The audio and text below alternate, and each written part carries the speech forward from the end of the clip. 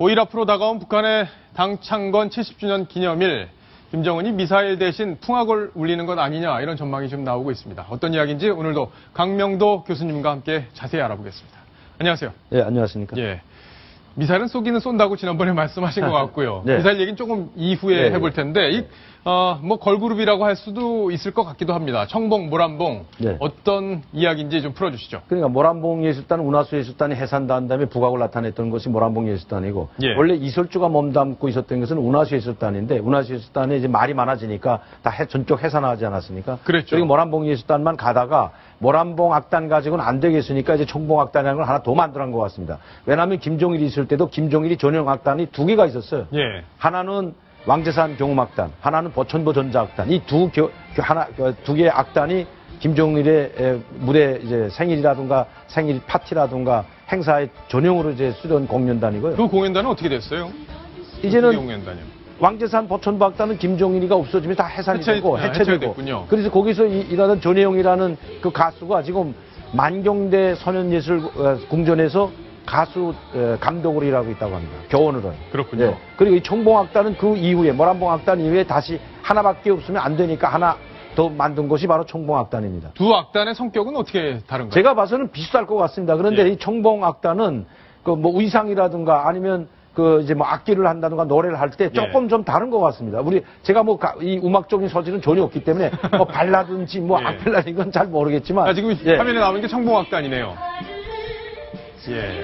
약간 걸그룹 그 느낌이 좀 나는데요? 이제 모란봉 악단보다는 골고린 느낌보다 좀 클래식 느낌이 좀 나는 거죠. 예. 롱드레스를 입었기 때문에 물론 이제 위에 부분은 이제 많이 이제 좀 그 노출을 시켰다고 하지만 오히려 모란봉 악단이 나이도 그렇고 예쁜 것도 그렇고 오히려 모란봉 악단이 좀 낫지 않냐. 그건 예. 제 소견입니다만은. 예. 예. 아니, 뭐, 화면으로 비교해서 딱 보니까 그렇게 보이는데, 저분들은 어떻게 해서 저런, 금속예술학원이라는 거 아니면 평양 음악무용대학에서 뽑아가지고 그 중에서도 아주 최고로 잘한다는 사람들만 뽑아야 되는데 자기가 뭐 잘하고 뭐 미인이고 이 기준이 아니고 김정은이 눈에 들어야 됩니다. 왜냐하면 이 청봉악단은 김정은이 전용 악단이라고 봐도 과언이 아니기 때문에 예. 이번에 김정은이가 내준 전용 특별기를 타고 모스크바 공연을 갔다 오지 않았습니까? 그것처럼 이 청봉악단이나 모란봉악단은 김정은이 전용 악단이기 때문에 김정은의 눈에 들어야 됩니다. 예.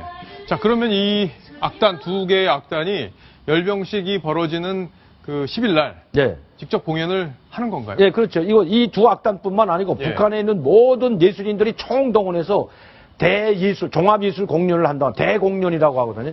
대공연이 하는데 거기는 이 두 개 악단과 함께 공은합창단이라고 막 한 1000여 명이 나와서 하는 게 있지 않습니까? 예. 그 공은합창단 그리고 지방에서 예술단들을 총동원시켜가지고 이번에 아마 대공연을 하는 것 같습니다. 아, 그렇군요. 예.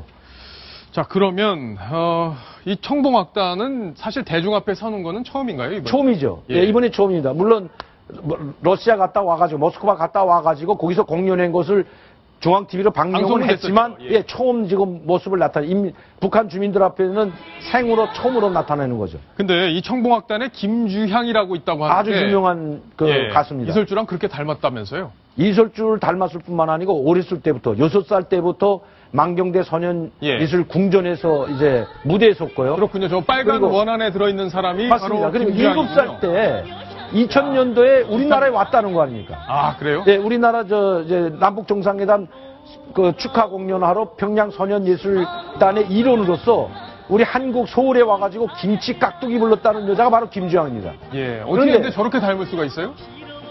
아마 이설주가 그래서 예뻐하지 않냐 이렇게 해서 생각이 되는데 예. 이설주가 불렀던 노래를 또 불렀습니다. 아, 청춘이라는 노래를 이설주가 김정은이 부인으로 포스트레이드가 된 다음에 이설주 노래를 다 지금 김주향이가 부른다는 거 아닙니까? 청춘이란 노래요? 그렇죠. 그리고 어떻게 하는 청춘이뿐만 아니고 불러주시죠, 조금만. 전 잘 모릅니다. 예.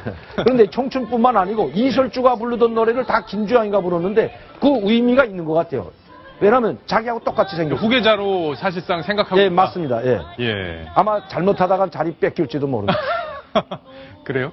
아니 이제 실제 그런 일이 아들 있을 둘 수 못 낳으면 큰일인데 지금 딸 또 낳았다는 소리가 있는데요. 지금. 예. 아, 지금 하나 더 낳는데. 예, 딸이라는 소리가 또 있어요. 딸이라는 그래서 소리 공개 못 있죠. 하고 있다 하는 소리가 있는데요. 예. 예. 아, 그래요?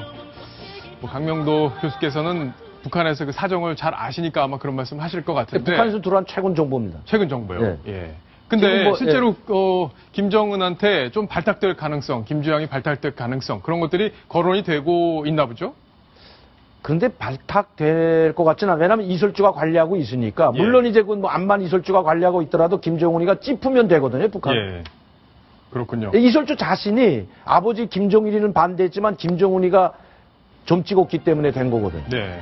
그러니까 아마 이번에도 김주향이가 만학식 공연하는데 김정은이가 나옵니다. 근데 거기에 이제 아마 김주향이가 찍히게 되면 예. 아마 또 모르긴 하겠습니다만. 알겠습니다. 어떤 의미인지 대충 짐작이 되는데, 자, 이제 열병식이 열리면 이제 세계 각국에서 뭐 사람들이 오지 않겠냐 이게 북한의 좀 기대였는데, 고위급 인사들이. 근데 지금 뭐 신통치가 않다 이런 내용까지 저희가 보도를 해드렸습니다. 그런데 중국에서 누가 오는지가 결정이 됐다면서요?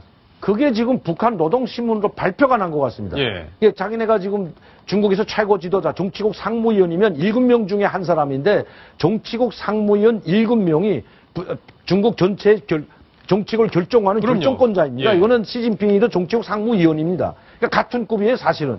그러나 그분은 이제 공산당을 대표가 국가주석이니까 그렇지 정치국 상무위원이라는 건 7명이 상당히 중요한 자리인데 예. 그 중요한 분이 간다는 것은 이게 소열 5위에 관한 문제가 아니죠. 그러니까 그 중에서 류윈산 예. 이 상무위원이 간다. 정치국 상무위원은 대단한 그 고위층인데 그분이 예. 이제 북한을 방문한다고 발표를 했기 때문에 아마 지금 이번에 북한을 방문하는 중에서는 가장 고위급 인사가 아닐까 생각이 그래요. 됩니다. 예. 박성원 논설위원. 자, 그러면 뭐 예전에 2013년에는 권력 몇 위가 북한에 왔었는지 그것도 궁금하고요. 중국의 권력 몇 위. 네. 그리고 이 정도면은 네. 정치적으로 어떤 의미를 부여할 수 있는 건지 네. 정리를 좀 부탁드리겠습니다. 2013년에는 그 부주석인 리위안 차오라고 예. 이 당서열 8입니다. 8위. 아, 그때 8위였군요. 예. 근데 이번에 방북하는 그 류인사는 쉽게 해서 5위. 예. 그 김정은 체제 출범 이후에 최고위급의 방북이라고 할 수 있습니다. 이것은 그 무엇보다도 그 냉각돼 있는 북중 관계를 좀 해소하고자 하는 중국 지도부의 의지가 예. 실린 것으로 보고, 따라서 그 북한에 그 임박한 것으로 추정되는 어떤 미사일이나 핵실험의 도발이 일정 부분은 좀 지연되거나 지체될 가능성이 있지 않나, 이런 그럴 수 상황이고, 그것은 결과적으로 우리에게 굉장히 지금 절실한 그 남북 이산가족 상봉, 그 이달 20일부터 26일까지 예정돼 있는 이것의 어떤 교란 요인도 상대적으로 좀 발생 가능성이 적어졌다라는 그 차원에서 정부는 긍정적 신호로 해석하고 있습니다. 아, 그렇군요.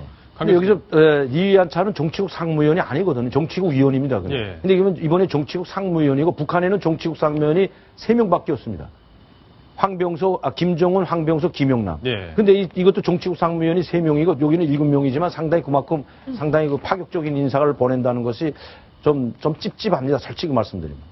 근데 결과적으로 그런 것들이 북한을 조금 누르는 그런 효과. 그 전까지는 이제 말을 안 듣고 막 튀어다녔는데 북한이 그동안 중국한테 말을 잘 안 들었잖아요. 이제 앞으로는 조금 말을 잘 들을 가능성, 중국 눈치를 더 볼 가능성 이런 것들이 좀 생기지 않나 이런 기대를 하고 있다는 건데. 이제 우리 박근혜 대통령이 이번에 중국 열병식 가서 많이 부각을 되고 예. 상당한 국빈 예우를 해주지 않았습니까? 거기에 대해서 상당히 북한이 반발을 해가지고 맞아요. 최룡이가 왔다가 그 다음날 연해구 모이고 중국에 있는 고위층 한 명도 만나지 않고 바로 돌아갔거든요. 예. 이건 바로 북중 관계 냉랭한 걸 보여줬는데 이번에 그걸 좀 달래는 차원에서 또 그러니까 중국이 북한을 버리지 않는다는 걸 이번에 확실하게 보여줬습니다. 확실하게 예, 우리는 김정은이든 북한이든 우리는 북한을 절대 버리지 않는다. 예. 그렇게 내 정치국 상무위원을 보냈거든요. 정치국 상무위원을 보낼 때는 이번에 아마 김정은이도 10월 10일 이전에는 쏠 것 같질 않아요. 네. 그러나 쏜다고 발표를 했습니다, 이미. 미사일 쏜다는 얘기는 이시영 했죠. 외무장관이 했죠. 유엔에 가가지고 예. 이미 이미 장소에서 쏠 준비가 돼 있다고 우리는 쏠 거다고 말했기 때문에